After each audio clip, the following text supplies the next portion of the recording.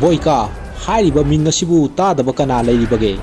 करिगिदमक BOYKAना अदुकी मतिक ममिंग चलिबनो हाइबदु मूवी असिदगी मयाम पुना येंगमिनरसि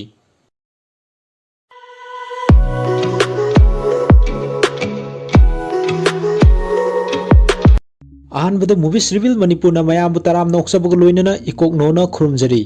ngasisu मूवीज रिवील मणिपुर ना एक्शन कैटेगरी मनुंग चनबा हॉलीवुड मूवी अमा पुदुना लाक्सरीबा मूवी असिगी ममिंगना अनडिस्प्यूटेड 3 रिडेम्पशन हाइरिबा मूवी असी 2010 दा रिलीज तौदुना IMDb गी रेटिंग दा 10 गी मनुंग दा 7.4 फंकी गूगल यूजर सिंगना 86% लाइक पीबा अदुगुम लबा थोइदोक हेंदोंना ममिंग चलबा अनडिस्प्यूटेड हाइरिबा मूवी सीरीज असिगी अहुम सुबा सरुकनी मूवी असिदा मरुओइबा सक्तम लांगलिबा सिंगदी मेन कैरेक्टर ओइरिबा यूरी बॉयका गी सक्तम दा Scott Atkins American fighter Turbo की सक्तम दना Michael Shannon Colombian fighter Raul Quinones की सक्तम दना मार्को रशियन माफिया गगा कौबा अमगी सक्तम दना मार्क असिना सिंगबनी मूवी असी मणिपुरी दा हंदोक्सबा मतमदा सोइखिबा लानखिबा चिथा नांदहोबा यावबसु मूवीज रिवील मणिपुर की माइकैदगी मयाम दा ngakpiu haina nolokna ningsingjari adudi movie असी हौजरगे मयाम पुनिंग संगना तामिनरसी अनडिस्प्यूटेड 3 रिडेम्पशन हाइरिबा मूवी असिगी हौरपदा रशिया की मफम अमदा सिक्योरिटी सिंगना खुरक हांगदना लैबा प्रिजन अमदा उलकले हाइरिबा प्रिजन अदुगी मनुंगदा प्रिजनर सिंगी मरक्ता ममांगै मतमदगी सिंदुना लाकपा फुनबगी टूर्नामेंट अमा पांगथोकलंबदु उरी ममांगी undisputed 2 last man standing the George Iceman Chambers की मखुत्ता माइथियौरबा यूरी बॉयका मूवी असिगिना मरुओइबा फाइटर ओइरिबा हाइरिबा प्रिजनर असी रशिया दा लैरिबा प्रिजन असिदा टॉयलेट सेंगदुना लैरंबदु उरी माग असी सही अमरोमगी ममांगदा जॉर्ज आइसमैन चेंबर्स की मखुत्ता माइथियौबदुदा माकी खोंगी मखु अदु सोखिबना मरम ओरगा माकी मखोंग अदु सेकलगा थबक तौरगा लैरंबदु सिन असिदा उरी प्रिजन अदुगी मनुंगदा सिनबा फुनबगी टूर्नामेंट अदुदा लंबा पाबिनबा लैत्रबा व्लादिमीर साइकोव कौबा फाइटर अमना अतोपा फाइटर अमबु तमथीना फुदुना व्लादिमीर साइकोवना विनर ओइरामी साइकोवना विनर ओइबादुदा महाकु सोगतपा प्रिजनर मयाम अमा हराउरामी अमदी पुलिस की मकोक थोंगबा मियोय अमगा गगा कौबा रशियन माफिया ओइबा सेंजाव पाइबा फुनबगी टूर्नामेंट असिदा महाकना सोगतपा मियोयदा सेल थादुना पैसा यामना चाउना तानबा मखोय एनिना साइकोवना थोइबादुदा हराउरामी असुमना पुलिस की मकोक थोंगबा मियोय अदुगा गगागा वारी सानदुना यूरी बॉयकाना थबक तौरिबा मफम अदुदा थोलक्लमी मखोय एनी वारी सानबादुदा गगाना हाइरमी कनामतना फुनबगी टूर्नामेंट असिदा साइकोवपु माइथीबा पीबा ngamgadaba मी यावदे हाइना पुलिस की अचौबा मियोय अदुदा गगाना हाइरमी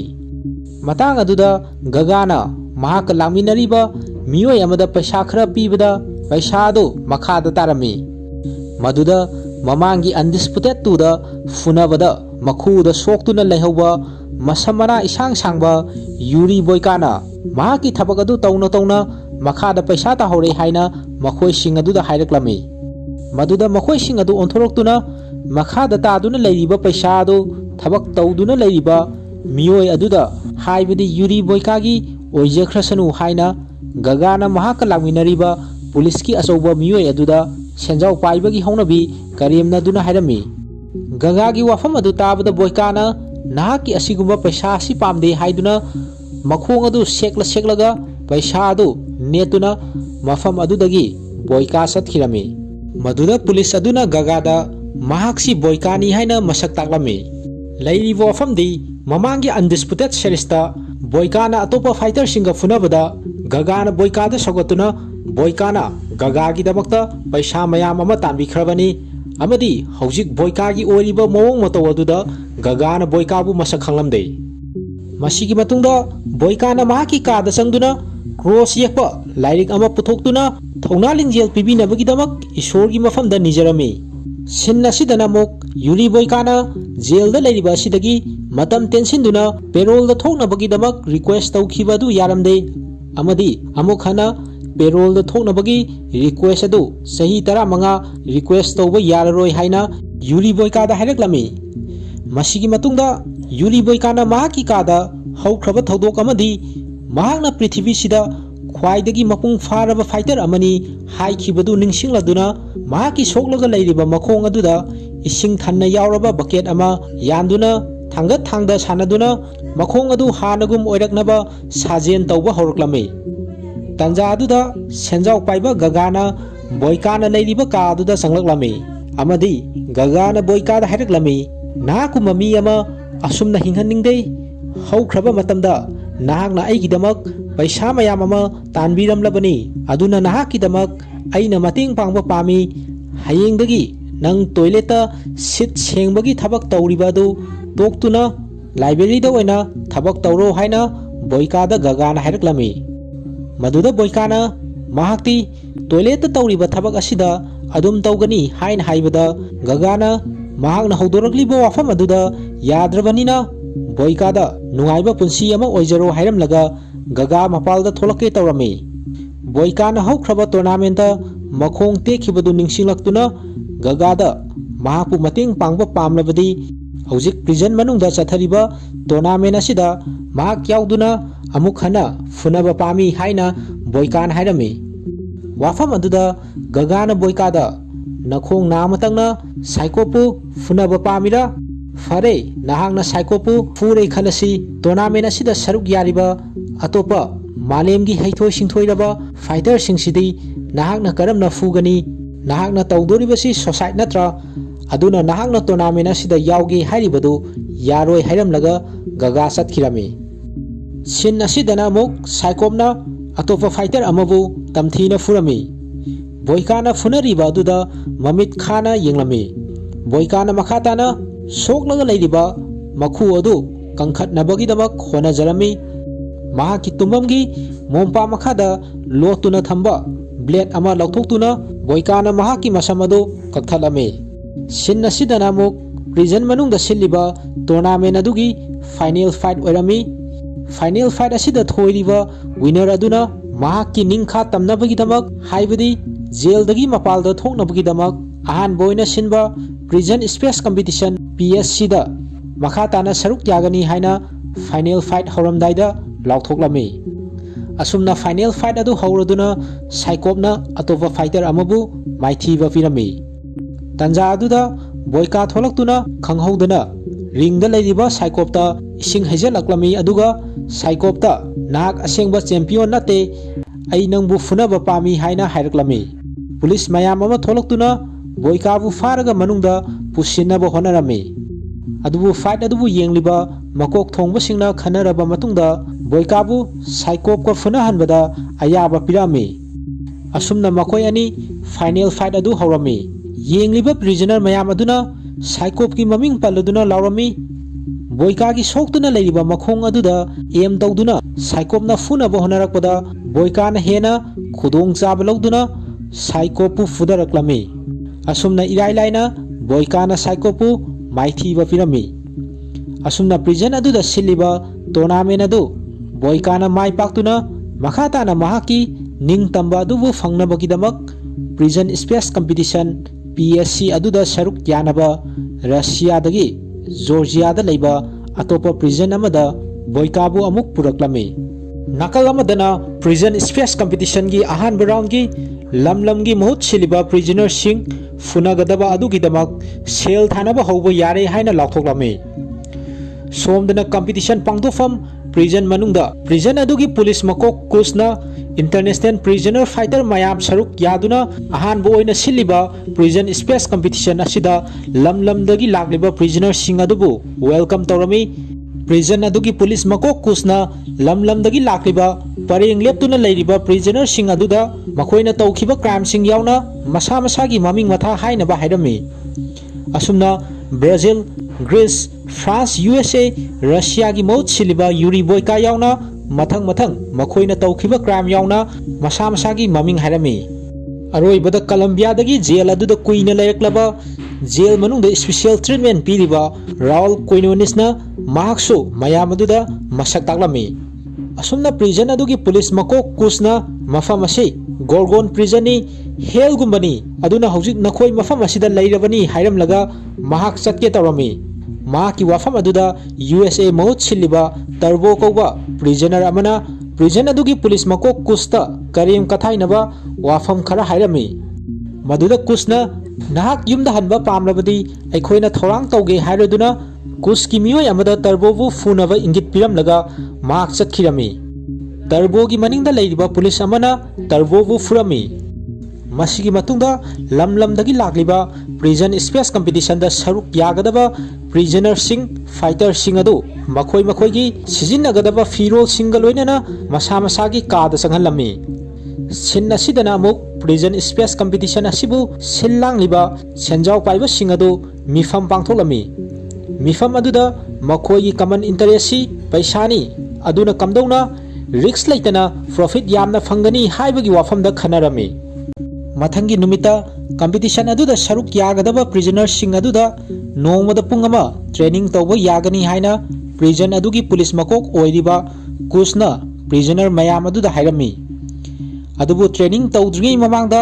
ꯅꯨꯡꯁꯤꯠ ꯑꯁꯦꯡꯕ ꯐꯪꯅꯕ ꯑꯃꯗꯤ ꯆꯨꯝꯅꯒꯤ ꯑꯦꯛꯁꯔꯁꯥꯏꯖ ꯇꯧꯅꯤ ꯍꯥꯏꯔꯗꯨꯅ ꯄ꯭ꯔꯤꯖꯅꯔꯁꯤꯡ ꯑꯗꯨ ꯉꯥꯛ ꯁꯦꯟꯗꯨꯅ ꯊꯕꯛ ꯁꯨꯐꯝ ꯑꯃꯗ ꯄꯨꯔꯛꯂꯝꯃꯤ꯫ ꯑꯁꯨꯝꯅ ꯕꯣꯏꯀꯥ ꯌꯥꯎꯅ ꯂꯝꯗꯒꯤ ꯂꯥꯛꯂꯤꯕ ꯄ꯭ꯔꯤꯖꯅꯔꯁꯤꯡ ꯑꯗꯨ ꯊꯕꯛ ꯁꯨꯕ ꯍꯧꯍꯜꯂꯝꯃꯤ꯫ ꯊꯕꯛ ꯁꯨꯔꯤꯉꯩꯗ ꯑꯃꯦꯔꯤꯀꯥꯟ ꯐꯥꯏꯇꯔ ꯇꯔꯕꯣꯅ ꯃꯍꯥꯛꯇꯤ ꯐꯥꯏꯇꯔꯅꯤ, ꯊꯕꯛ ꯁꯨꯒꯗꯕ ꯃꯤꯅ ꯁꯨꯖꯁꯅꯨ, ꯃꯍꯥꯛꯇꯤ ꯊꯕꯛ ꯁꯨꯕ ꯉꯝꯂꯣꯏ ꯍꯥꯏꯕꯅꯆꯤꯡꯕ ꯋꯥ ꯌꯥꯝꯅ ꯉꯥꯡꯕ ꯃꯤꯑꯣꯏ ꯑꯃ ꯑꯣꯏꯔꯝꯃꯤ꯫ ꯃꯗꯨꯗ ꯃꯐꯝꯗꯨꯗ ꯂꯩꯔꯤꯕ ꯄꯨꯂꯤꯁ ꯑꯃꯅ ꯇꯔꯕꯣꯗ ꯇꯨꯃꯤꯟꯅ ꯂꯩꯗꯨꯅ ꯊꯕꯛ ꯁꯨꯅꯕ ꯍꯥꯏꯔꯝꯃꯤ꯫ ꯇꯔꯕꯣꯅ ꯉꯥꯡꯂꯤꯕꯁꯤꯡ ꯑꯗꯨ ꯕꯣꯏꯀꯥꯅ ꯃꯉꯣꯟꯗ ꯌꯦꯡꯂꯨꯕꯗ ꯃꯗꯨꯗ ꯇꯔꯕꯣꯅ ꯑꯩꯉꯣꯟꯗ ꯄ꯭ꯔꯣꯕ꯭ꯂꯦꯝ ꯂꯩꯕ꯭ꯔꯥ ꯍꯥꯏꯅ ꯕꯣꯏꯀꯥꯗ ꯍꯪꯂꯝꯃꯤ꯫ ꯋꯥꯐꯝ ꯑꯗꯨꯗ ꯕꯣꯏꯀꯥꯅ ꯇꯔꯕꯣꯗ ꯅꯍꯥꯛ ꯍꯧꯖꯤꯛ ꯐꯥꯎꯕ ꯉꯥꯡꯕ ꯂꯦꯞꯇ꯭ꯔꯤꯕꯣ? ꯑꯃꯦꯔꯤꯀꯥꯟꯁꯤꯡ ꯑꯁꯤ ꯋꯥ ꯌꯥꯝꯅ ꯉꯥꯡꯏ ꯍꯥꯏꯅ ꯕꯣꯏꯀꯥꯅ ꯍꯥꯏꯕꯗꯒꯤ ꯃꯈꯣꯏ ꯑꯅꯤ ꯈꯟꯅꯒꯦ ꯇꯧꯔꯛꯑꯝꯃꯤ꯫ ꯑꯗꯨꯕꯨ ꯄꯨꯂꯤꯁꯅ ꯔꯤꯡ ꯃꯅꯨꯡꯗ ꯑꯣꯏꯅ ꯐꯨꯅꯒꯗꯕꯅꯤ, ꯑꯇꯩ ꯃꯐꯝꯗ ꯈꯟꯅꯕ ꯌꯥꯔꯣꯏ ꯍꯥꯏꯔꯛꯄꯗꯩ ꯈꯟꯅꯒꯦ ꯇꯧꯔꯛꯄꯗꯨ ꯂꯦꯞꯂꯝꯃꯤ꯫ ꯃꯇꯥꯡ ꯑꯗꯨꯗ ꯇꯔꯕꯣꯅ ꯃꯊꯛꯇ ꯅꯨꯡꯉꯥꯏꯅ ꯐꯝꯗꯨꯅ ꯊꯕꯛ ꯁꯨꯕ ꯌꯥꯎꯗꯒꯩ ꯂꯩꯔꯤꯕ ꯃꯊꯛ ꯊꯣꯡꯕ ꯃꯤꯑꯣꯏꯁꯤꯡꯒꯤ ꯑꯆꯥꯟꯕ ꯀꯂꯝꯕꯤꯌꯥꯟ ꯄ꯭ꯔꯤꯖꯅꯔ ꯔꯥꯎꯜ ꯀꯨꯏꯅꯣꯅꯤꯁ ꯂꯩꯕ ꯎꯔꯛꯂꯝꯃꯤ꯫ ꯇꯔꯕꯣꯅ ꯃꯍꯥꯛꯅ ꯃꯊꯛꯁꯤꯗ ꯊꯕꯛ ꯁꯨꯕ ꯌꯥꯎꯗꯒꯩ ꯀꯩꯗꯧꯔꯒ ꯂꯩꯔꯤꯕ ꯍꯥꯏꯅ ꯍꯥꯏꯔꯛꯄꯗ ꯑꯇꯣꯞꯄ ꯊꯕꯛ ꯁꯨꯔꯤꯕ ꯄ꯭ꯔꯤꯖꯅꯔꯁꯤꯡ ꯑꯗꯨꯁꯨ ꯃꯊꯛꯇ ꯐꯝꯗꯨꯅ ꯂꯩꯔꯤꯕ ꯔꯥꯎꯜꯗ ꯌꯦꯡꯂꯝꯃꯤ꯫ ꯑꯁꯨꯝꯅ ꯃꯈꯣꯏꯁꯤꯡ ꯑꯗꯨ ꯊꯕꯛ ꯂꯣꯏꯔꯗꯨꯅ ꯄ꯭ꯔꯤꯖꯟꯗ ꯍꯜꯂꯛꯂꯝꯃꯤ꯫ ꯍꯌꯦꯡ ꯄꯥꯡꯊꯣꯛꯀꯗꯕ ꯀꯝꯄꯤꯇꯤꯁꯟ ꯑꯗꯨꯒꯤ ꯑꯍꯥꯟꯕ ꯔꯥꯎꯟꯗꯒꯤꯗꯃꯛ ꯄꯨꯡ ꯑꯃ ꯇ꯭ꯔꯦꯅꯤꯡ ꯇꯧꯕ ꯌꯥꯒꯅꯤ ꯍꯥꯏꯅ ꯍꯥꯏꯔꯛꯄꯗꯒꯤ ꯕꯣꯏꯀꯥ ꯑꯃꯗꯤ ꯇꯔꯕꯣ ꯃꯐꯝ ꯅꯛꯅ ꯂꯩꯅꯗꯨꯅ ꯇ꯭ꯔꯦꯅꯤꯡ ꯇꯧꯕ ꯍꯧꯔꯛꯂꯝꯃꯤ꯫ ꯇꯔꯕꯣꯒꯤ ꯃꯊꯕꯥꯛꯇ ꯍꯛꯂꯤꯕ ꯑꯉꯥꯡꯒꯤ ꯁꯛꯇꯝ ꯃꯥꯟꯕ ꯇꯦꯇꯨ ꯑꯅꯤꯗꯨ ꯎꯕꯗ ꯕꯣꯏꯀꯥꯒꯤ ꯋꯥꯈꯜꯗ ꯀꯔꯤꯒꯨꯝꯕ ꯑꯃ ꯈꯜꯂꯛꯂꯝꯃꯤ꯫ ꯕꯣꯏꯀꯥꯅ ꯇꯔꯕꯣꯗ ꯌꯦꯡꯂꯛꯂꯤꯕ ꯑꯗꯨꯗ ꯃꯍꯥꯛꯅ ꯇꯧꯔꯤꯕꯁꯤ ꯎꯕꯗ ꯃꯩ ꯃꯨꯠꯄ꯭ꯔꯥ ꯍꯥꯏꯅ ꯕꯣꯏꯀꯥꯗ ꯇꯔꯕꯣꯅ ꯀꯔꯦꯝꯅꯗꯨꯅ ꯍꯥꯏꯔꯝꯃꯤ꯫ ꯅꯥꯀꯜ ꯑꯃꯗꯅ ꯇꯣꯉꯥꯟꯕ ꯀꯥ ꯑꯃꯗ ꯂꯩꯔꯤꯕ ꯀꯂꯝꯕꯤꯌꯟ ꯐꯥꯏꯇꯔ ꯔꯥꯎꯜꯗ ꯄ꯭ꯔꯤꯖꯟ ꯑꯗꯨꯒꯤ ꯄꯨꯂꯤꯁ ꯃꯀꯣꯛ ꯀꯨꯁꯅ ꯃꯁꯥ ꯃꯎ ꯍꯦꯟꯅ ꯀꯟꯈꯠꯅꯕ ꯀꯥꯞꯅꯕ ꯗ꯭ꯔꯒ ꯑꯃ ꯔꯥꯎꯜꯗ ꯄꯤꯔꯝꯃꯤ꯫ ꯀꯨꯁꯅ ꯔꯥꯎꯜꯗ ꯅꯁꯥꯗꯨ ꯀꯔꯤ ꯐꯥꯎꯒꯦ ꯍꯥꯏꯅ ꯍꯪꯂꯝꯃꯤ꯫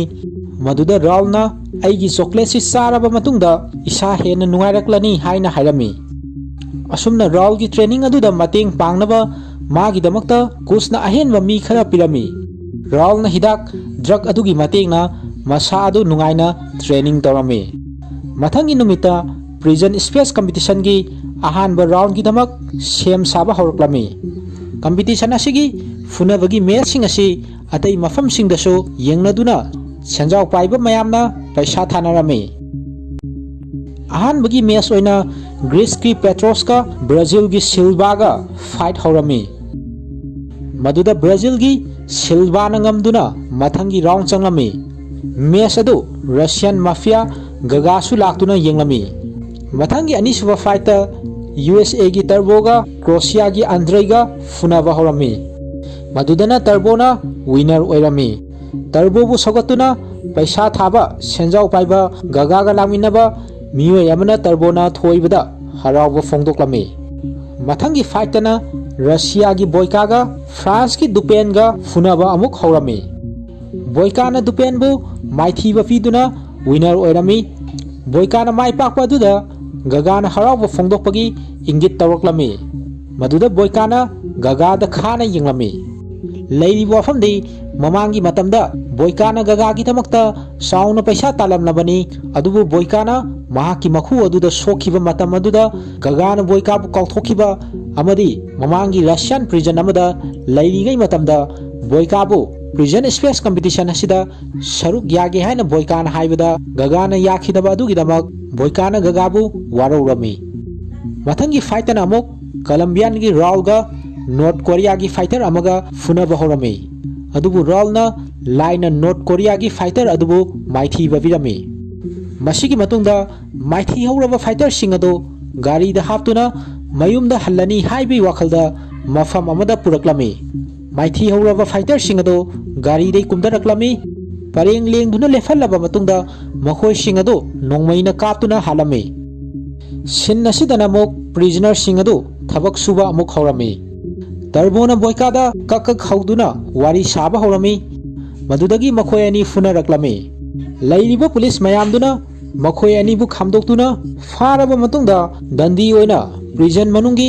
khuraba tonganba ka anida makhoi ani bu tongan lehelami madudasu tarbona BOYKA da Russia haina kauraduna hanjin khanaba horoklami adubu BOYKA na mahakti hainingai wa laitrabadi wa ngangde haina tarboda hairaduna tumina lairami BOYKA mamangi matamda makhu sokhibado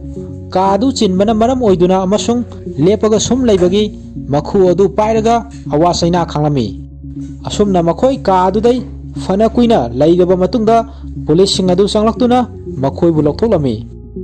somdana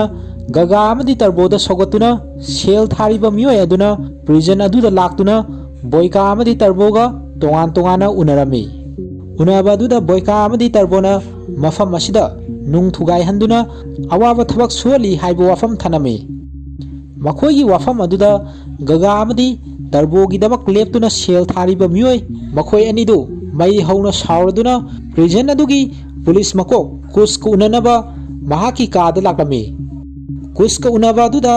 makhoigi fighter singbu akanba thabak sualibasi karigino haibo wafam thanami maduda kuski kaada lairamliba competition asibu sillangbada sauna saruk yariba miyoi amana gaga amadi tarbogi damak lepliba miyoi aduda makhoigi paisa sing ado angamba mawongda tasin khomjinduna Colombian fighter Raul da oina paisa thanaba hairami madu tawrabadi makhoi mafam asidai thokibada mangda fawbo mangdaba mawong amada senjau paiduna thokhigani haibo wafam gaga amadi tarbogi damak lepliba miyoi aduda thanami haudurakliba wafam aduda gagana mahaki fighter BOYKA na competition asida thoiroi haibagi guarantee piba ngamgadra haina hangbada makhoidi asonba sagoni kaidonungda makhoi winner oiroi haina kuska ka aduda leminaramba miyoi aduna guarantee pirami asumna Colombian fighter Raul da lepada yanabagi ingit piraduna makhoi mari adu yu glass amamam paiduna cheers torami mathangi numita prisoner sing adu amuk hana thabak suba horami tarbo amadi BOYKA thabak suna wari sanaba horami maduda tarbona mahak mafam asida mai paknabagi lakpani haibo wafam BOYKA da hairami BOYKA su tarbona hairliba wafam aduda sap manana thanami mafam asida nahaka khanariba miyoi adu ring manung dadang khanaba nate haibasi khangjingadabani haina tarboda hairami masigi matungda fighter sing adu thabak loiraduna training taunabagi ayaba pirami thabak surubagi warabasu BOYKA di training horami BOYKA na thabak wana sururaga training tawbarom da sangkhiba adu ubada tarbosu training tawbadu yausilaklami nakal amadana gaga amadi tarbogi damak lepliba miyoi aduna Colombian fighter Raul da paisa thanabagi damak makhoigi leijaba paisa sing adu tasin khomjinba horoklami sin asidana amuk BOYKA amadi tarbona breakfast agi tawringaida matam loirei hairaduna breakfast adana thabak sufam da puraklami gari tongduna lambi da lakpada tarbona asumna sada thaktana funarabadi soidanamaki siragani haibo wafam BOYKA da thanami maduda BOYKA na maduda kirabadi tawrakadaba sing asidai pothaduna nahakna lakpa mafam aduda hankrodana haibo wafam tarboda thanami loinana makhoina silakliba thong asida aikhoina khudong saba phangnabaromda onthokadabani haibo wafamsi BOYKA na tarboda hairami tarbona munna khalaga hairaklami makhoina tawraklibasina aikhoida hena improve oinaba honaba yana yanaba hingba ngamnaba honaba aduga aroibada ꯑꯩꯈꯣꯏꯅ ꯃꯈꯣꯏꯗ ꯈꯨꯗꯨꯝ ꯆꯟꯁꯤꯟꯕ ꯍꯥꯏꯅ ꯇꯔꯕꯣꯒꯤ ꯃꯆꯤꯟꯗꯒꯤ ꯍꯥꯏꯔꯛꯂꯝꯃꯤ꯫ ꯑꯁꯨꯝꯅ ꯊꯕꯛ ꯁꯨꯕ ꯑꯗꯨ ꯍꯧꯔꯗꯨꯅ ꯕꯣꯏꯀꯥ ꯑꯃꯗꯤ ꯇꯔꯕꯣꯒ ꯃꯥꯟꯅꯔꯗꯨꯅ ꯊꯕꯛ ꯁꯨꯔꯤꯕ ꯑꯗꯨ ꯇ꯭ꯔꯦꯅꯤꯡ ꯇꯧꯕꯔꯣꯝꯗ ꯑꯣꯏꯅ ꯑꯣꯟꯊꯣꯔꯛꯂꯝꯃꯤ꯫ ꯕꯣꯏꯀꯥꯒꯤ ꯃꯈꯨ ꯑꯗꯨ ꯅꯥꯔꯛꯄꯗꯒꯤ ꯈꯥꯡꯕ ꯑꯗꯨ ꯇꯔꯕꯣꯅ ꯎꯔꯝꯃꯤ꯫ ꯇꯔꯕꯣꯅ ꯃꯅꯥꯛꯇ ꯍꯧꯕ ꯄꯥꯝꯕꯤ ꯑꯃ ꯎꯔꯛꯂꯝꯃꯤ꯫ ꯄꯥꯝꯕꯤ ꯑꯗꯨ ꯐꯨꯛꯂꯗꯨꯅ ꯕꯣꯏꯀꯥꯗ ꯄꯤꯔꯛꯂꯝꯃꯤ ꯑꯃꯁꯨꯡ ꯄꯥꯝꯕꯤ ꯑꯗꯨ ꯁꯨꯝꯗꯨꯅ ꯊꯣꯛꯂꯛꯄ ꯊꯥꯎ ꯑꯗꯨ ꯃꯈꯨ ꯑꯗꯨꯗ ꯇꯩꯅꯕ ꯇꯔꯕꯣꯅ ꯕꯣꯏꯀꯥꯗ ꯍꯥꯏꯔꯝꯃꯤ꯫ ꯊꯕꯛ ꯁꯨꯐꯝ ꯑꯗꯨꯗ ꯃꯌꯥꯝ ꯉꯥꯏꯍꯥꯛ ꯄꯣꯊꯥꯗꯨꯅ ꯑꯆꯥ ꯑꯊꯛ ꯆꯥꯔꯤꯉꯩꯗ ꯇꯔꯕꯣꯒꯤ ꯃꯊꯕꯥꯛꯇ ꯍꯛꯂꯤꯕ ꯑꯉꯥꯡꯒꯤ ꯁꯛꯇꯝ ꯃꯥꯟꯕ ꯇꯦꯇꯨ ꯑꯗꯨ ꯎꯕꯗ ꯅꯍꯥꯛꯀꯤ ꯅꯆꯥꯁꯤꯡꯒꯤ ꯁꯛꯇꯝꯂ ꯍꯥꯏꯅ ꯇꯔꯕꯣꯗ ꯕꯣꯏꯀꯥꯅ ꯍꯪꯉꯝꯃꯤ꯫ ꯃꯗꯨꯗ ꯇꯔꯕꯣꯅ ꯃꯉꯣꯟꯗ ꯍꯛꯂꯤꯕ ꯇꯦꯇꯨ ꯑꯗꯨ ꯃꯍꯥꯛꯀꯤ ꯃꯆꯥꯅꯨꯄꯥ ꯑꯃꯗꯤ ꯃꯆꯥꯅꯨꯄꯤꯅꯤ ꯍꯥꯏꯔꯛꯂꯝꯃꯤ꯫ ꯋꯥꯐꯝ ꯑꯗꯨꯗ ꯕꯣꯏꯀꯥꯅ ꯇꯔꯕꯣꯗ ꯅꯆꯥ ꯂꯩꯕꯗꯨꯅ ꯃꯔꯝ ꯑꯣꯏꯗꯨꯅ ꯀꯝꯄꯤꯇꯤꯁꯟ ꯑꯁꯤ ꯊꯣꯏꯕ ꯄꯥꯝꯃꯤ ꯅꯠꯇ꯭ꯔꯥ ꯍꯥꯏꯅ ꯍꯪꯂꯝꯃꯤ꯫ ꯃꯗꯨꯗ ꯇꯔꯕꯣꯅ ꯃꯊ꯭ꯋꯥꯏ ꯅꯨꯡꯉꯥꯏꯇꯅ ꯃꯍꯥꯛꯀꯤ ꯏꯇꯣꯟ ꯇꯣꯟꯕꯤ ꯃꯆꯥꯅꯨꯄꯤ ꯑꯗꯨꯅ ꯍꯞꯇꯥ 4 ꯐꯥꯔꯛꯄꯗꯩ ꯃꯍꯥꯛꯅ ꯖꯦꯜꯗ ꯃꯇꯝ ꯀꯨꯏꯅ ꯂꯩꯔꯛꯄꯅ ꯃꯍꯥꯛꯀꯤ ꯃꯆꯥꯅꯨꯄꯤ ꯑꯗꯨ ꯃꯁꯛ ꯎꯕ ꯐꯪꯂꯛꯇ꯭ꯔꯤ ꯍꯥꯏꯅ ꯍꯥꯏꯔꯛꯂꯝꯃꯤ꯫ ꯃꯈꯣꯏ ꯑꯅꯤ ꯋꯥꯔꯤ ꯁꯥꯟꯅꯕ ꯑꯗꯨꯗ ꯕꯣꯏꯀꯥꯒꯤ ꯅꯨꯄꯤ ꯑꯉꯥꯡ ꯂꯩꯇꯦ ꯍꯥꯏꯕꯁꯤ ꯇꯔꯕꯣꯅ ꯈꯪꯉꯝꯃꯤ꯫ ꯕꯣꯏꯀꯥꯅ ꯃꯍꯥꯛꯁꯨ ꯀꯝꯄꯤꯇꯤꯁꯟ ꯑꯁꯤꯗ ꯊꯣꯏꯗꯕ ꯌꯥꯗꯦ ꯍꯥꯏꯅ ꯍꯥꯏꯔꯝꯃꯤ ꯃꯔꯝꯗꯤ ꯏꯁꯣꯔꯅ ꯃꯉꯣꯟꯗ ꯒꯤꯐ ꯑꯃꯈꯛ ꯄꯤꯔꯛꯏ ꯃꯗꯨꯗꯤ ꯃꯍꯥꯛ ꯃꯥꯂꯦꯝ ꯑꯁꯤꯗ ꯈ꯭ꯋꯥꯏꯗꯒꯤ ꯃꯄꯨꯡ ꯐꯥꯕ ꯐꯥꯏꯇꯔ ꯑꯃꯅꯤ, ꯄꯨꯟꯁꯤ ꯆꯨꯞꯄ ꯇ꯭ꯔꯦꯟ ꯇꯧꯔꯒ ꯂꯥꯛꯄꯅꯤ, ꯑꯩꯍꯥꯛꯁꯤ ꯀꯔꯤꯒꯨꯝꯕ ꯑꯃꯗꯗꯤ ꯃꯄꯨꯡ ꯐꯥꯏ ꯍꯥꯏꯕꯁꯤ ꯃꯌꯥꯝꯗ ꯎꯠꯀꯅꯤ ꯍꯥꯏꯕ ꯋꯥꯐꯝꯁꯤ ꯕꯣꯏꯀꯥꯅ ꯇꯔꯕꯣꯗ ꯍꯥꯏꯔꯝꯃꯤ꯫ ꯃꯁꯤꯒꯤ ꯃꯇꯨꯡꯗ ꯃꯈꯣꯏꯁꯤꯡ ꯑꯗꯨ ꯊꯕꯛ ꯁꯨꯕ ꯂꯣꯏꯔꯗꯨꯅ ꯄ꯭ꯔꯤꯖꯟ ꯑꯗꯨꯗ ꯍꯜꯂꯛꯂꯝꯃꯤ꯫ ꯊꯕꯛ ꯁꯨꯐꯝꯗ ꯇꯔꯕꯣꯅ ꯄꯤꯔꯛꯈꯤꯕ ꯄꯥꯝꯕꯤ ꯑꯗꯨ ꯇꯛꯈꯥꯏꯔꯒ ꯊꯣꯛꯂꯛꯄ ꯊꯥꯎ ꯑꯗꯨꯅ ꯕꯣꯏꯀꯥꯒꯤ ꯁꯣꯛꯂꯤꯕ ꯃꯈꯨ ꯑꯗꯨꯗ ꯇꯩꯔꯝꯃꯤ꯫ ꯁꯤꯟ ꯑꯁꯤꯗꯅ ꯑꯃꯨꯛ ꯄ꯭ꯔꯤꯖꯟ ꯁ꯭ꯄꯦꯁ ꯀꯝꯄꯤꯇꯤꯁꯟ ꯑꯁꯤꯒꯤ ꯁꯦꯃꯤ ꯐꯥꯏꯅꯦꯜꯒꯤꯗꯃꯛ ꯊꯧꯔꯥꯡ ꯇꯧꯕ ꯍꯧꯔꯛꯇꯨꯅ ꯃꯐꯝꯗ ꯁꯦꯜ ꯊꯥꯕ ꯍꯧꯅꯔꯝꯃꯤ꯫ ꯑꯍꯥꯟꯕ ꯐꯥꯏꯠꯇ ꯔꯁꯤꯌꯥꯒꯤ ꯕꯣꯏꯀꯥꯒ ꯕ꯭ꯔꯥꯖꯤꯜꯒꯤ ꯁꯤꯜꯚꯥꯒ ꯐꯨꯅꯔꯝꯃꯤ꯫ ꯃꯈꯣꯏ ꯑꯅꯤ ꯑꯃꯅ ꯑꯃ ꯍꯦꯟꯖꯤꯟꯅꯗꯅ ꯃꯥꯏ ꯄꯥꯛꯅꯕꯒꯤꯗꯃꯛ ꯐꯨꯅꯔꯝꯃꯤ꯫ ꯁꯤꯜꯚꯥꯅ ꯕꯣꯏꯀꯥꯒꯤ ꯑꯁꯣꯛꯄ ꯃꯈꯨ ꯑꯗꯨꯗ ꯐꯨꯔꯛꯄꯗꯩ ꯕꯣꯏꯀꯥꯒꯤ ꯃꯈꯣꯡ ꯑꯗꯨ ꯍꯦꯟꯅ ꯅꯥꯔꯝꯃꯤ꯫ ꯇꯥꯟꯖꯥ ꯑꯗꯨꯗ ꯐꯥꯏꯠ ꯑꯗꯨꯕꯨ ꯌꯦꯡꯂꯤꯕ ꯀꯂꯝꯕꯤꯌꯟ ꯐꯥꯏꯇꯔ ꯔꯥꯎꯜꯅ ꯕꯣꯏꯀꯥꯒꯤ ꯑꯁꯣꯟꯕꯗꯨ ꯈꯪꯂꯝꯃꯤ꯫ ꯃꯈꯣꯡ ꯑꯗꯨ ꯁꯣꯛꯂꯕꯁꯨ ꯁꯣꯛꯅ ꯕꯣꯏꯀꯥꯅ ꯁꯤꯜꯚꯥꯕꯨ ꯑꯔꯣꯏꯕꯗ ꯆꯞꯁꯤꯟꯗꯨꯅ ꯊꯝꯕꯗꯒꯤ ꯁꯤꯜꯚꯥꯅ ꯈꯥꯡꯕ ꯉꯝꯃꯛꯇꯕꯗꯒꯤ ꯃꯍꯥꯛ ꯁꯔꯦꯟꯗꯔ ꯇꯧꯔꯛꯂꯝꯃꯤ꯫ ꯑꯁꯨꯝꯅ ꯕꯣꯏꯀꯥꯅ ꯋꯤꯅꯔ ꯑꯣꯏꯔꯗꯨꯅ ꯀꯝꯄꯤꯇꯤꯁꯟ ꯑꯁꯤꯒꯤ ꯐꯥꯏꯅꯦꯜ ꯔꯥꯎꯟ ꯆꯪꯂꯝꯃꯤ꯫ ꯃꯥꯏꯊꯤꯍꯧꯔꯕ ꯁꯤꯜꯚꯥꯕꯨ ꯃꯐꯝ ꯑꯃꯗ ꯄꯨꯔꯛꯇꯨꯅ ꯅꯣꯡꯃꯩꯅ ꯀꯥꯞꯇꯨꯅ ꯍꯥꯠꯂꯝꯃꯤ꯫ ꯁꯤꯟ ꯑꯁꯤꯗꯅ ꯑꯃꯨꯛ ꯄ꯭ꯔꯤꯖꯟ ꯑꯗꯨꯒꯤ ꯄꯨꯂꯤꯁ ꯃꯀꯣꯛ ꯀꯨꯁ ꯑꯃꯗꯤ ꯃꯍꯥꯛꯀꯤ ꯃꯤꯑꯣꯏ ꯑꯃꯒꯅ ꯔꯁꯤꯌꯥꯒꯤ ꯕꯣꯏꯀꯥꯅ ꯑꯁꯨꯝ ꯀꯟꯅ ꯎꯔꯛꯄ ꯑꯃꯗꯤ ꯆꯞ ꯃꯥꯟꯅꯅ USAꯒꯤ ꯇꯔꯕꯣꯁꯨ ꯕꯣꯏꯀꯥꯗꯧꯅ ꯀꯜꯂꯒ ꯂꯩꯕ ꯎꯕꯗꯨꯗ ꯃꯈꯣꯏꯅ ꯀꯂꯝꯕꯤꯌꯟ ꯐꯥꯏꯇꯔ ꯔꯥꯎꯜꯗ ꯂꯦꯞꯄꯤꯕꯗꯨ ꯆꯤꯡꯅꯕ ꯐꯥꯎꯔꯛꯂꯝꯃꯤ꯫ ꯃꯁꯤꯒꯤ ꯃꯇꯨꯡꯗ ꯇꯔꯕꯣꯕꯨ ꯄ꯭ꯔꯤꯖꯟ ꯑꯗꯨꯒꯤ ꯃꯐꯝ ꯑꯃꯗ ꯄꯨꯊꯣꯔꯛꯇꯨꯅ ꯀꯨꯁꯅ ꯂꯨꯆꯤꯡꯕ ꯄꯨꯂꯤꯁ ꯃꯌꯥꯝ ꯑꯃꯅ ꯇꯔꯕꯣꯗ ꯃꯔꯥꯜ ꯄꯤꯁꯤꯜꯂꯝꯃꯤ꯫ ꯑꯁꯨꯝꯅ ꯄꯨꯂꯤꯁ ꯃꯌꯥꯝ ꯑꯃ ꯆꯪꯗꯨꯅ ꯇꯔꯕꯣꯕꯨ ꯐꯨꯗꯔꯝꯃꯤ꯫ ꯅꯥꯀꯜ ꯑꯃꯗꯅ ꯕꯣꯏꯀꯥꯅ ꯕ꯭ꯔꯦꯛꯐꯥꯁ ꯆꯥꯕ ꯂꯣꯏꯔꯗꯨꯅ ꯍꯜꯂꯛꯄꯗ ꯇꯔꯕꯣ ꯃꯍꯥꯛꯀꯤ ꯀꯥꯗ ꯏꯅꯥꯏ ꯇꯥꯅ ꯋꯥꯅ ꯈꯥꯡꯂꯒ ꯂꯩꯔꯝꯕꯗꯨ ꯕꯣꯏꯀꯥꯅ ꯎꯔꯛꯂꯝꯃꯤ꯫ ꯇꯔꯕꯣꯅ ꯃꯍꯥꯛꯁꯤ ꯄ꯭ꯔꯤꯖꯟ ꯑꯗꯨꯒꯤ ꯄꯨꯂꯤꯁ ꯃꯀꯣꯛ ꯀꯨꯁꯅ ꯂꯨꯆꯤꯡꯕ ꯄꯨꯂꯤꯁꯀꯤ ꯃꯤꯑꯣꯏꯁꯤꯡꯅ ꯃꯍꯥꯛꯄꯨ ꯐꯨꯔꯛꯄꯅꯤ ꯍꯥꯏꯕ ꯋꯥꯐꯝ ꯕꯣꯏꯀꯥꯗ ꯍꯥꯏꯔꯝꯃꯤ꯫ ꯃꯁꯤꯒꯤ ꯃꯇꯨꯡꯗ ꯕꯣꯏꯀꯥꯅ ꯃꯇꯣꯝꯗ training तौरमी। बोयकाना training तौरीबा अदुदा Colombian fighter राउलना बोयकागी मनाक्ता संगलक्तुना बोयकासी हौजिक्ति सोक्लबा Sagol अमगा मानरे महाक्सी toilet की चैंपियननी हाइबो वाफम राउलना बोयकादा हाइरमी। अरोइबदा राउलना बोयकादा नाहाकी अमेरिकन बॉयफ्रेंड टर्बोगा पुनगदबा पुलहौरो महाकी अरोइबा मतम लाक्लगनी हाइबो वाफम बोयकादा राउलना हाइरमलगा महाक थोखिरमी। मसीगी मतुंगदा बोयका अमदी Raul अकनबा मवोंग अमदा training तौरमी।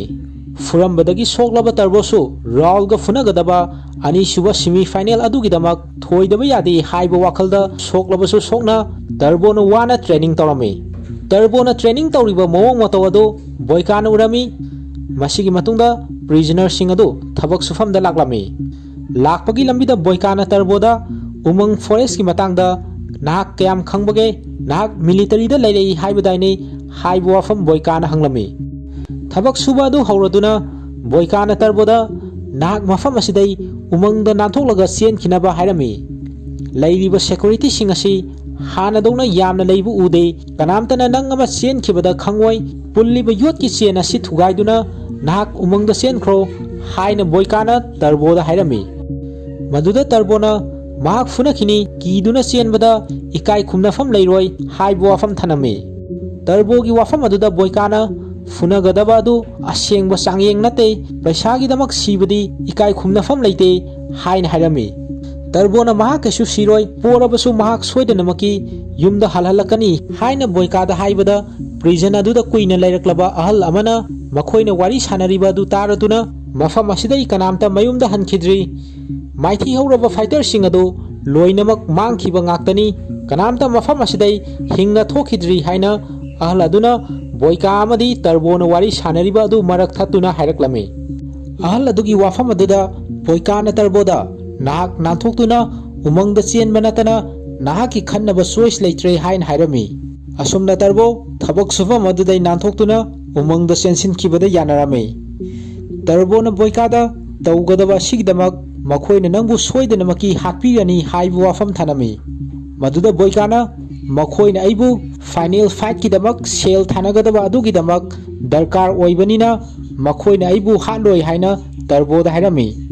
asumna boyka amadi tarbobu pulliba yot ki chen adu thadatnaba boykana pairiba nungdang aduna chen aduda thomdatlami hanjan hanjan nungdangna thomba aduda nungdangi makhok adusu talaklami makhoi ani na tawribadu police amana urakpadagi huisen khongakpadai police mayam ama makhoi bu fanaba sensilaklami sensilakliba police mayam adubu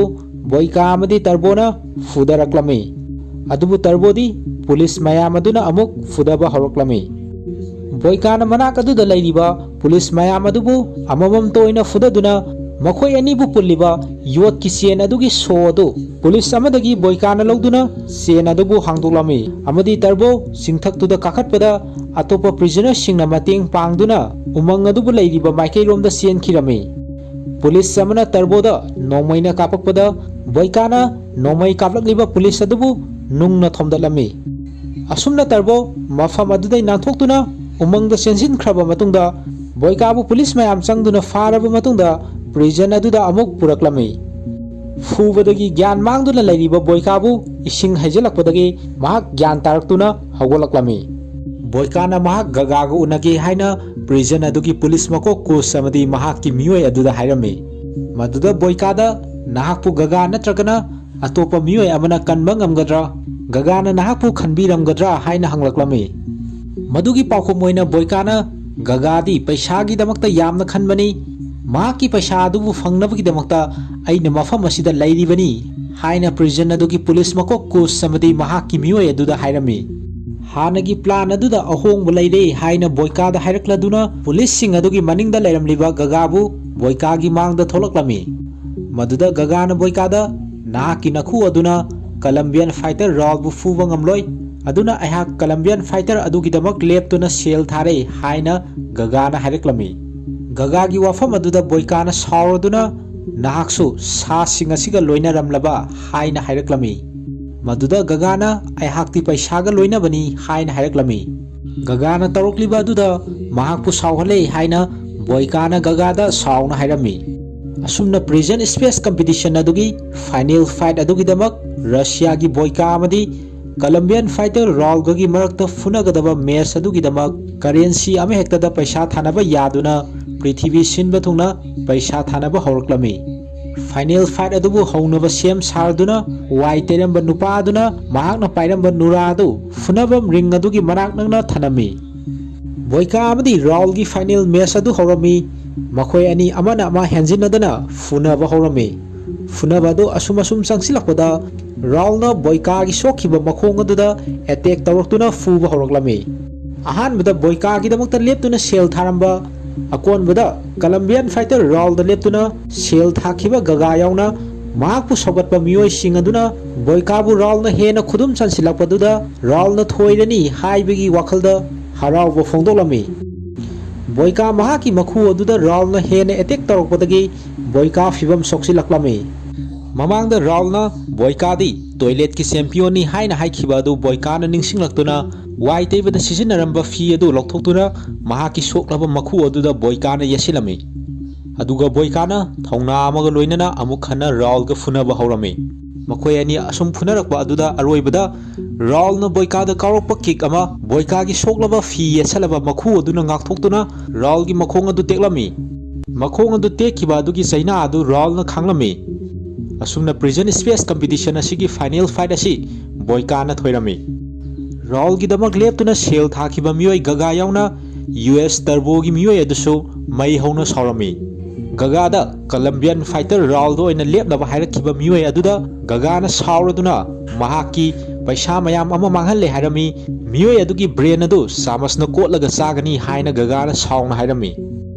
US fighter ꯇꯔꯕꯣꯒꯤꯗꯃꯛꯇ ꯂꯦꯞꯄꯝꯃꯤꯕ ꯅꯨꯄꯥ ꯑꯃꯅ prison ꯑꯗꯨꯒꯤ police ꯃꯀꯣꯛ ꯀꯨꯁꯄꯨ ꯍꯥꯠꯂꯒꯦ ꯍꯥꯏꯅ ꯅꯣꯡꯃꯩ ꯄꯥꯏꯔꯒ ꯃꯍꯥꯛꯀꯤ ꯀꯥꯗ ꯂꯥꯛꯂꯝꯃꯤ꯫ ꯀꯥ ꯑꯗꯨꯒꯤ ꯃꯅꯨꯡꯗ ꯀꯨꯁꯀ ꯂꯩꯃꯤꯟꯅꯔꯝꯂꯤꯕ ꯄ꯭ꯔꯤꯖꯟ ꯁ꯭ꯄꯦꯁ ꯀꯝꯄꯤꯇꯤꯁꯟ ꯑꯁꯤꯕꯨ ꯆꯥꯎꯅ ꯁꯤꯜ ꯂꯥꯡꯕꯗ ꯁꯔꯨꯛ ꯌꯥꯔꯤꯕ ꯔꯥꯎꯜꯗ ꯑꯣꯏꯅ ꯂꯦꯞꯅꯕ ꯍꯥꯏꯔꯛꯈꯤꯕ ꯃꯤꯑꯣꯏ ꯑꯗꯨ ꯇꯔꯕꯣꯒꯤ ꯃꯤꯑꯣꯏ ꯑꯗꯨꯅ ꯅꯣꯡꯃꯩꯅ ꯀꯥꯞꯇꯨꯅ ꯍꯥꯠꯂꯝꯃꯤ꯫ ꯈꯪꯍꯧꯗꯅ ꯀꯨꯁꯅ ꯑꯃꯨꯛ ꯇꯔꯕꯣꯒꯤ ꯃꯤꯑꯣꯏ ꯑꯗꯨꯁꯨ ꯅꯣꯡꯃꯩꯅ ꯀꯥꯞꯇꯨꯅ ꯍꯥꯠꯈꯤ꯫ ꯃꯁꯤꯒꯤ ꯃꯇꯨꯡꯗ ꯄ꯭ꯔꯤꯖꯟ ꯑꯗꯨꯒꯤ ꯄꯨꯂꯤꯁ ꯃꯀꯣꯛ ꯀꯨꯁꯅ ꯕꯣꯏꯀꯥꯕꯨ ꯎꯅꯕ ꯂꯥꯛꯂꯝꯃꯤ꯫ ꯍꯥꯏꯅꯈꯤꯕꯒꯤ ꯃꯇꯨꯡꯏꯟꯅ ꯄ꯭ꯔꯤꯖꯟ ꯁ꯭ꯄꯦꯁ ꯀꯝꯄꯤꯇꯤꯁꯟ ꯑꯁꯤꯗ ꯊꯣꯏꯔꯤꯕ ꯃꯤꯑꯣꯏ ꯑꯗꯨꯒꯤ ꯅꯤꯡꯇꯝꯕ ꯑꯗꯨ ꯄꯤꯒꯅꯤ ꯍꯥꯏꯈꯤꯕ ꯋꯥꯐꯝ ꯑꯗꯨ ꯑꯍꯣꯡꯕ ꯂꯩꯔꯦ, ꯃꯔꯝꯗꯤ ꯅꯍꯥꯛꯅ US ꯐꯥꯏꯇꯔ ꯇꯔꯕꯣꯕꯨ ꯅꯥꯟꯊꯣꯛꯍꯟꯈꯤꯕꯗ ꯃꯇꯦꯡ ꯄꯥꯡꯕꯒꯤꯗꯃꯛꯇꯅꯤ ꯍꯥꯏꯅ ꯄ꯭ꯔꯤꯖꯟ ꯑꯗꯨꯒꯤ ꯄꯨꯂꯤꯁ ꯃꯀꯣꯛ ꯀꯨꯁꯅ ꯕꯣꯏꯀꯥꯗ ꯍꯥꯏꯔꯛꯂꯝꯃꯤ꯫ ꯑꯗꯨꯅ ꯕꯣꯏꯀꯥꯕꯨ ꯅꯍꯥꯛꯅ ꯂꯥꯛꯈꯤꯕ ꯍꯥꯟꯅꯒꯤ ꯃꯐꯝ ꯇꯣꯏꯂꯦꯠꯇ ꯑꯃꯨꯛ ꯆꯠꯄ ꯇꯥꯔꯦ ꯍꯥꯏꯅ ꯀꯨꯁꯅ ꯕꯣꯏꯀꯥꯗ ꯍꯥꯏꯔꯝꯃꯤ꯫ ꯀꯨꯁꯀꯤ ꯋꯥꯐꯝ ꯑꯗꯨꯗ ꯕꯣꯏꯀꯥꯅ ꯃꯍꯥꯛꯅ ꯄꯥꯡꯊꯣꯛꯀꯦ ꯈꯜꯂꯤꯕ ꯊꯕꯛ ꯑꯗꯨ ꯄꯥꯡꯊꯣꯛꯈ꯭ꯔꯦ, ꯍꯧꯖꯤꯛꯇꯤ ꯃꯍꯥꯛ ꯆꯠꯅꯤꯡꯕ ꯃꯐꯝ ꯑꯃꯗ ꯆꯠꯂꯕꯁꯨ ꯀꯔꯤꯁꯨ ꯊꯣꯏꯗꯣꯛꯇ꯭ꯔꯦ ꯍꯥꯏꯅ ꯀꯨꯁꯇ ꯕꯣꯏꯀꯥꯅ ꯍꯥꯏꯔꯝꯃꯤ꯫ ꯑꯁꯨꯝꯅ ꯃꯥꯏꯊꯤꯍꯧꯔꯕ ꯐꯥꯏꯇꯔꯁꯤꯡ ꯑꯗꯨꯅ ꯇꯧꯈꯤꯕꯒꯤ ꯃꯑꯣꯡ ꯃꯇꯧ ꯑꯗꯨꯒꯨꯝꯅ ꯕꯣꯏꯀꯥꯕꯨ ꯃꯐꯝ ꯑꯃꯗ ꯀꯨꯁꯅ ꯂꯨꯆꯤꯡꯕ ꯄꯨꯂꯤꯁ ꯃꯌꯥꯝ ꯑꯃꯒ ꯂꯣꯏꯅꯅ ꯄꯨꯔꯛꯂꯝꯃꯤ꯫ ꯕꯣꯏꯀꯥꯕꯨ ꯀꯨꯁꯅ ꯅꯣꯡꯃꯩꯅ ꯀꯥꯞꯇꯨꯅ ꯍꯥꯠꯀꯦ ꯇꯧꯕꯗ ꯈꯪꯍꯧꯗꯅ ꯇꯔꯕꯣ ꯂꯥꯛꯇꯨꯅ ꯂꯩꯔꯤꯕ ꯄꯨꯂꯤꯁꯁꯤꯡ ꯑꯗꯨꯕꯨ ꯑꯃꯃꯝꯇ ꯑꯣꯏꯅ ꯄꯨꯂꯤꯁ ꯃꯌꯥꯝ ꯑꯗꯨꯕꯨ ꯅꯣꯡꯃꯩꯅ ꯀꯥꯞꯇꯨꯅ ꯇꯔꯕꯣꯅ ꯍꯥꯠꯂꯛꯂꯝꯃꯤ꯫ ꯑꯗꯨꯒ ꯕꯣꯏꯀꯥꯕꯨ ꯃꯐꯝ ꯑꯗꯨꯗꯩ ꯔꯦꯁꯀ꯭ꯌꯨ ꯇꯧꯗꯨꯅ ꯄꯨꯊꯣꯔꯛꯂꯝꯃꯤ꯫ ꯑꯁꯦꯡꯕꯒꯤꯗꯤ ꯇꯔꯕꯣ ꯒꯒꯥꯒ ꯒꯥꯔꯤ ꯑꯃꯗ ꯂꯥꯛꯃꯤꯟꯅꯕ ꯑꯣꯏꯔꯝꯈꯤ꯫ ꯕꯣꯏꯀꯥꯕꯨ ꯒꯥꯔꯤ ꯑꯗꯨꯗ ꯇꯣꯡꯈꯠꯍꯟꯗꯨꯅ ꯒꯒꯥꯅ ꯕꯣꯏꯀꯥꯗ ꯁꯨꯠꯀꯦꯁ ꯑꯃ ꯄꯤꯔꯝꯃꯤ꯫ ꯁꯨꯠꯀꯦꯁ ꯑꯗꯨ ꯕꯣꯏꯀꯥꯅ ꯍꯥꯡꯗꯣꯛꯂꯨꯕꯗ ꯄꯩꯁꯥ ꯃꯌꯥꯝ ꯑꯃ ꯃꯅꯨꯡꯗ ꯌꯥꯎꯔꯝꯃꯤ꯫ ꯄꯩꯁꯥꯁꯤꯡ ꯑꯗꯨ ꯕꯣꯏꯀꯥꯅ ꯎꯕꯗ ꯒꯒꯥꯅ ꯃꯗꯨ ꯅꯍꯥꯛꯀꯤ ꯁꯤꯌꯔꯅꯤ ꯍꯥꯏꯅ ꯍꯥꯏꯔꯛꯂꯝꯃꯤ꯫ ꯇꯁꯦꯡꯅꯃꯛꯀꯤꯗꯤ ꯒꯒꯥꯅ ꯕꯣꯏꯀꯥꯗ ꯊꯥꯖꯗꯨꯅ ꯔꯥꯎꯜꯗ ꯂꯦꯞꯇꯨꯅ ꯄꯩꯁꯥ ꯊꯥꯅꯕ ꯍꯥꯏꯈ꯭ꯔꯕꯁꯨ ꯕꯣꯏꯀꯥꯗ ꯑꯗꯨꯝ ꯂꯦꯞꯇꯨꯅ ꯒꯒꯥꯅ ꯄꯩꯁꯥ ꯊꯥꯕ ꯑꯣꯏꯔꯝꯈꯤ꯫ ꯒꯒꯥꯅ ꯕꯣꯏꯀꯥꯗ ꯍꯥꯏꯔꯛꯂꯝꯃꯤ ꯃꯗꯨꯗꯤ ꯅꯍꯥꯛꯀꯤ ꯅꯈꯨ ꯑꯗꯨ ꯀꯟꯒꯦꯔꯥ ꯀꯜꯂꯣꯏꯒꯦꯔꯥ, ꯅꯈꯨ ꯑꯗꯨꯕꯨ ꯌꯥꯎꯒꯦꯔꯥ ꯌꯥꯎꯔꯣꯏꯒꯦꯔꯥ, ꯅꯍꯥꯛꯇꯤ ꯃꯥꯂꯦꯝꯁꯤꯗ ꯈ꯭ꯋꯥꯏꯗꯒꯤ ꯑꯐꯕ ꯐꯥꯏꯇꯔ ꯑꯃꯅꯤ, ꯃꯔꯨꯑꯣꯏꯅ ꯅꯍꯥꯛꯅ ꯁꯥꯎꯔꯀꯥꯟꯗꯅꯤ, ꯍꯧꯖꯤꯛꯇꯤ ꯅꯍꯥꯛ ꯅꯤꯡꯇꯝꯂꯕ ꯃꯤꯑꯣꯏ ꯑꯃ ꯑꯣꯏꯔꯦ ꯍꯥꯏꯅ ꯕꯣꯏꯀꯥꯗ ꯒꯒꯥꯅ ꯍꯥꯏꯔꯛꯂꯝꯃꯤ꯫ ꯕꯣꯏꯀꯥꯅ ꯑꯃꯨꯛ ꯇꯔꯕꯣꯗ ꯍꯥꯏꯔꯛꯂꯝꯃꯤ, ꯅꯍꯥꯛ ꯒꯒꯥꯒ ꯄꯨꯟꯅ ꯆꯠꯃꯤꯟꯅꯈꯤꯗꯣꯏꯔꯥ ꯑꯃꯗꯤ ꯅꯍꯥꯛꯀꯤ ꯅꯆꯥꯁꯤꯡ ꯑꯗꯨꯕꯨ ꯎꯅꯗꯣꯏꯔꯥ ꯍꯥꯏꯅ ꯇꯔꯕꯣꯗ ꯍꯪꯂꯝꯃꯤ꯫ ꯃꯗꯨꯗꯒꯤ ꯕꯣꯏꯀꯥꯅ ꯒꯥꯔꯤ ꯊꯧꯔꯤꯕ ꯑꯗꯨ ꯂꯦꯞꯇꯨꯅ ꯃꯐꯝ ꯑꯁꯤꯗ ꯃꯍꯥꯛ ꯀꯨꯝꯊꯍꯧꯔꯒꯦ ꯍꯥꯏꯅ ꯍꯥꯏꯔꯛꯂꯝꯃꯤ꯫ ꯑꯁꯨꯝꯅ ꯒꯥꯔꯤ ꯑꯗꯨꯗꯩ ꯕꯣꯏꯀꯥ ꯀꯨꯝꯊꯔꯛꯂꯝꯃꯤ꯫ ꯇꯔꯕꯣꯁꯨ ꯀꯨꯝꯊꯔꯛꯇꯨꯅ ꯑꯔꯣꯏꯕ ꯑꯣꯏꯅ ꯕꯣꯏꯀꯥꯒ ꯋꯥꯔꯤ ꯁꯥꯟꯅꯔꯝꯃꯤ꯫ ꯃꯗꯨꯗ ꯇꯔꯕꯣꯅ ꯑꯩ ꯅꯪꯒꯤ ꯂꯃꯟ ꯇꯣꯜꯂꯕ ꯃꯤꯑꯣꯏ ꯑꯃꯅꯤ, ꯅꯍꯥꯛ ꯍꯧꯖꯤꯛ ꯀꯗꯥꯏꯗ ꯆꯠꯀꯗꯣꯏꯅꯣ, ꯀꯣꯟꯅ ꯑꯃꯨꯛ ꯊꯦꯡꯅꯔꯁꯤ ꯍꯥꯏꯅ ꯕꯣꯏꯀꯥꯗ ꯍꯥꯏꯔꯝꯃꯤ꯫ ꯕꯣꯏꯀꯥꯅ ꯃꯍꯥꯛꯀꯤ ꯐꯥꯔꯁ ꯅꯦꯝ ꯑꯁꯤ ꯌꯨꯔꯤ ꯀꯧꯏ ꯍꯥꯏꯅ ꯇꯔꯕꯣꯗ ꯍꯥꯏꯔꯝꯃꯤ꯫ ꯇꯔꯕꯣꯁꯨ ꯃꯍꯥꯛꯀꯤ ꯑꯁꯦꯡꯕ ꯃꯃꯤꯡ ꯑꯁꯤ ꯖꯦꯔꯤꯀꯣ ꯀꯧꯏ ꯍꯥꯏꯅ ꯕꯣꯏꯀꯥꯗ ꯁꯦꯡꯗꯣꯛꯂꯝꯃꯤ꯫ ꯑꯔꯣꯏꯕꯗ ꯇꯔꯕꯣꯅ ꯕꯣꯏꯀꯥꯗ ꯑꯩꯈꯣꯏ ꯑꯅꯤꯒꯤ ꯃꯔꯛꯇ ꯐꯨꯅꯒꯗꯕ ꯂꯩꯔꯤꯕ ꯑꯗꯨ ꯅꯣꯡꯃ ꯐꯨꯅꯔꯁꯤ ꯍꯥꯏꯅ ꯍꯥꯏꯔꯝꯂꯒ ꯇꯔꯕꯣ ꯃꯐꯝ ꯑꯗꯨꯗꯩ ꯒꯒꯥꯒ ꯂꯣꯏꯅꯅ ꯒꯥꯔꯤ ꯑꯗꯨ ꯇꯣꯡꯗꯨꯅ ꯆꯠꯈꯤꯔꯝꯃꯤ꯫ ꯑꯁꯨꯝꯅ ꯃꯨꯚꯤ ꯑꯁꯤꯒꯤ ꯑꯔꯣꯏꯕꯗ ꯒꯒꯥꯅ ꯃꯍꯥꯛꯀꯤ ꯁꯤꯌꯔꯅꯤ ꯍꯥꯏꯅ ꯄꯤꯔꯝꯂꯤꯕ ꯄꯩꯁꯥ ꯌꯥꯎꯕ ꯁꯨꯠꯀꯦꯁ ꯑꯗꯨ ꯄꯥꯏꯔꯗꯨꯅ ꯅꯤꯡꯇꯝꯕ ꯐꯪꯂꯦ ꯍꯥꯏꯔꯗꯨꯅ ꯃꯈꯣꯡ ꯑꯗꯨ ꯁꯦꯛꯂ ꯁꯦꯛꯂꯗꯨꯅ ꯑꯅꯧꯕ ꯄꯨꯟꯁꯤ ꯑꯃ ꯐꯪꯂꯅꯤ ꯍꯥꯏꯕꯒꯤ ꯋꯥꯈꯜꯗ ꯕꯣꯏꯀꯥ ꯆꯠꯈꯤꯔꯝꯃꯤ꯫ ꯑꯁꯨꯝꯅ ꯑꯟꯗꯤꯁꯄꯨꯇꯦꯗ ꯁꯤꯔꯤꯁ ꯑꯁꯤꯒꯤ ꯑꯍꯨꯝꯁꯨꯕ ꯁꯔꯨꯛ ꯑꯁꯤ ꯃꯇꯥꯡ ꯑꯁꯤꯗ ꯂꯣꯏꯁꯤꯜꯂꯤ꯫